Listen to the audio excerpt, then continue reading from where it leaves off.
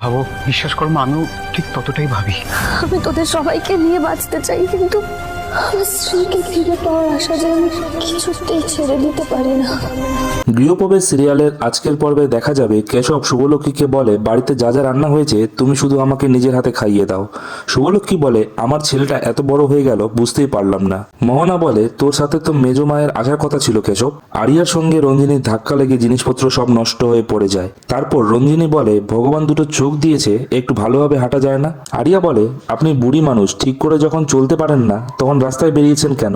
আপনি মনে হচ্ছে এই রায়বাড়ির সদস্য, ঠিকভাবে চলাফেরা করতে পারেন না। এটা তো বাড়ি নয়, যেন চিড়িয়াখানা। কেশব বলে, আজ আমি খুব খুশি, নিজের টাকায় সকলের জন্য গিফট আনতে পেরেছি। রঞ্জিনী বাড়ি এসে বলে, একটা বদমাশ মেয়ের সঙ্গে রাস্তায় আমার ধাক্কা লাগে, আমার মুডটাই অফ করে দিয়েছে।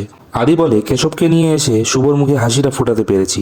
শুভলক্ষ্মী ভাবে, বাড়িতে এত আনন্দ হচ্ছে, কে জানে আমার মেয়েটা কোথায় আছে। আজকের দিনে যদি শ্রী বাড়িতে থাকতো তাহলে এত আনন্দ, এত উৎসব আরো দ্বিগুণ হয়ে যেত। পরবর্তী পর্বটি দেখতে হলে অবশ্যই লাইক এবং সাবস্ক্রাইব করুন।